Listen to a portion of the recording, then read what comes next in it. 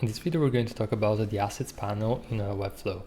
In order to access the Assets panel, simply click on this image icon and you're going to see all of the images and files, visually speaking, that you uploaded on your Webflow site. Now, there's a few things which are going to be useful to know about the Assets panel.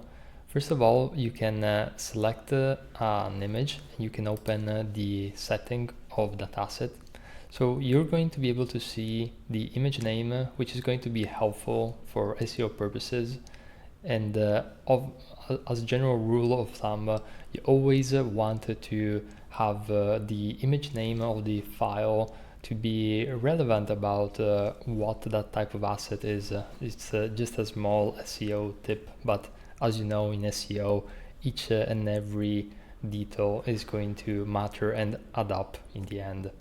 Now you can also click on this icon in order to open up the image in its entirety. So you can actually preview the image and see what the image is about.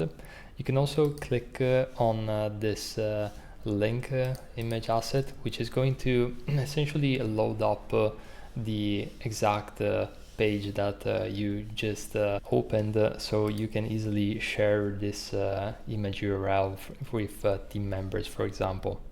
Over here, you're going to see the information regarding the width and the height of the image, as well as the file size. So you can check if this image has a file size which is good enough, and it's going to enable Webflow to load up the website fast.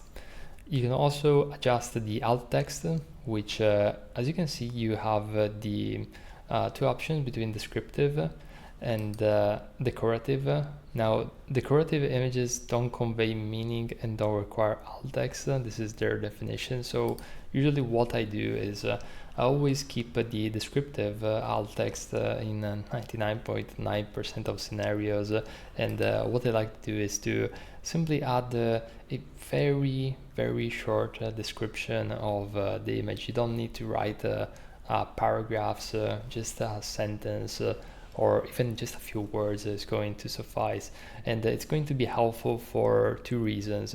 The first one is going to be for people that are using screen readers, or if the image doesn't load, it's going to give clues as to what that image is about if the image won't load correctly. And secondarily, you will also have a bonus point for SEO, in the sense that even though it's not going to necessarily help with the ranking, it is going to be helpful for Google or any search engine to understand what that image is about and see if the image is relevant with the user's search query.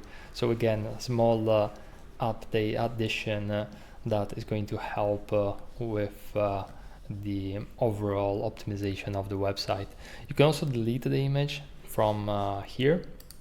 And now I want to share with you some other useful elements about the assets panel. First of all, you can expand the assets panel, and you're going to notice that now we have a more comprehensive view, which we can easily change. By default, it's going to be set within this grid, but you can also change it to a list or also to a smaller list, so you can easily go through the different assets very efficiently. You can also type for a specific asset, so if you're looking for a logo, you can easily do that. You can select all of the assets and you can delete them, move them to a specific folder, for example, or compress them, which by the way, compression is something that we already covered in another video. But for example, we have this PNG. If we compress it, it's going to convert the asset to WebP, but most importantly, it's going to make the image file weight much lighter.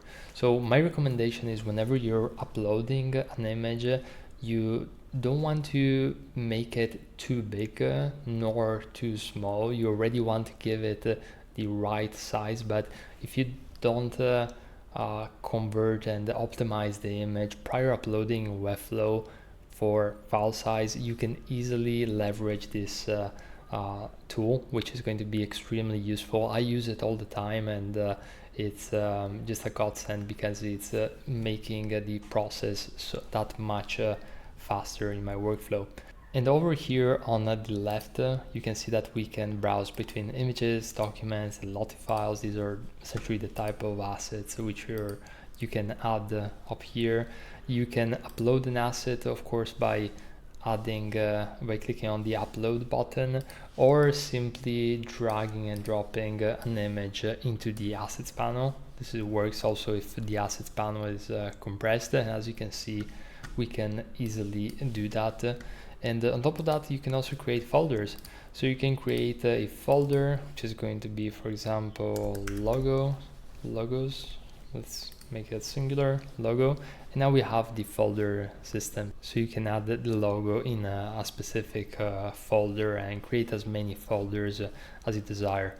At the very bottom, you can also see the total amount of files, as well as a sorting option between US first, oldest first, or alphabetical order, either A to Z or Z to A.